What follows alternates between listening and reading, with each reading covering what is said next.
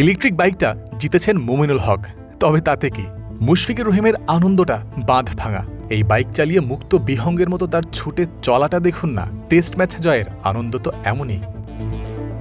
মুশফিক নিজে এই বাইক চালানোর আগে এর প্রকৃত মালিক মুমিনুল হকের পেছনেও চড়ে বসেছিলেন। টেস্ট ক্রিকেটে বাংলাদেশের হয়ে ৫,০০০ রান করেছেন মইনুল।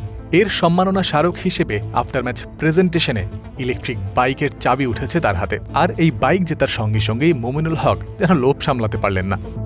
বাইক চালিয়ে পুরো মাঠে প্রদক্ষিণ করা শুরু করেছেন আর পেয়েছেন একজন সঙ্গীও, সেই তো মুশফিকুর রহিম। মুমিনুলের পেছনে তিনিও উঠে বসেছেন।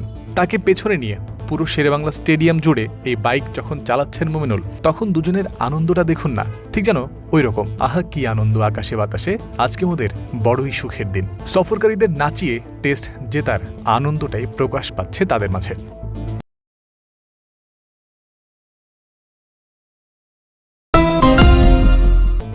বাইক চালিয়ে গিয়ে মুমিনুল থামলেন বিসিবির অ্যাডহক কমিটির সভাপতি তামিম ইকবালের সামনে। এরপর বন্ধু মুশফিক বা মুমিনুলের সঙ্গে তার সেই স্বভাব সুলভ আনন্দঘন একটা মুহূর্ত বেশ মজা করতে শুরু করেন তামিম।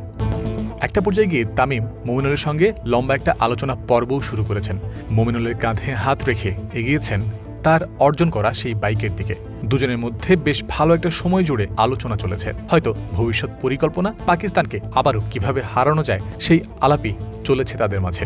তামিম ও মুমিনুল যখন নিজেদের মধ্যে আলাপচারিতায় ব্যস্ত, তখনই এক ক্ষুদে ভক্ত রয়েছেন তামিমের সঙ্গে ছবি তোলার অপেক্ষায়। সেই ভক্তের জার্সির পেছনে লেখা নামটা দেখেছেন তো, SHAKIB, সাকিব। ভক্তের কথা জানার পর তামিম সঙ্গে সঙ্গেই তাকে সাদরে আমন্ত্রণ জানিয়েছেন, হাসি মুখে ছবিটা তুলেছেন। খুশি মুখে এই ভক্তের দারুণ একটা সময় কেটেছে। ঠিক পরের দৃশ্যে দেখা যাক তামিম এবার সাদমান ইসলামের সঙ্গে। পাকিস্তানের বিপক্ষে মিরপুর টেস্টে ব্যাটিং বোলিং দুই বিভাগেই বাংলাদেশ ডমিনেট করে জিতেছে। যদিও সাদমান ইসলামের ব্যাটিংটা মন মতো হয়নি। ব্যাটে পেয়েছেন 2 ইনিংস মিলিয়ে পেয়েছেন 23 রান। তবে সেখান থেকে কিভাবে ঘুরে দাঁড়াতে হয় সেই টিপস যদি নিতে চান সাদমান, সেই কাজের জন্য সেরা মানুষটাই তামিম ইকবাল।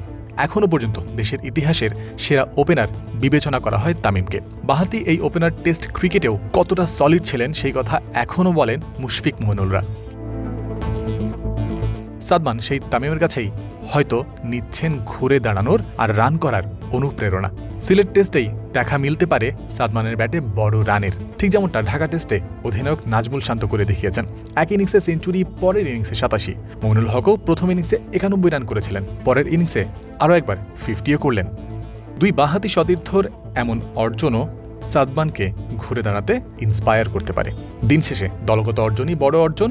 সাদমান, মুমিনুল, মুশফিক, তামিম কিংবা ক্রিকেট সংশ্লিষ্ট যে কেউ, যে কোনো বাংলাদেশি মাত্রই এটাই চাইবে সিলেট টেস্টেও জয় নিয়েই বাড়ি ফিরুক বাংলাদেশ। জয়ন্ত বিন্দু, ক্রিক ফ্রেন্সি।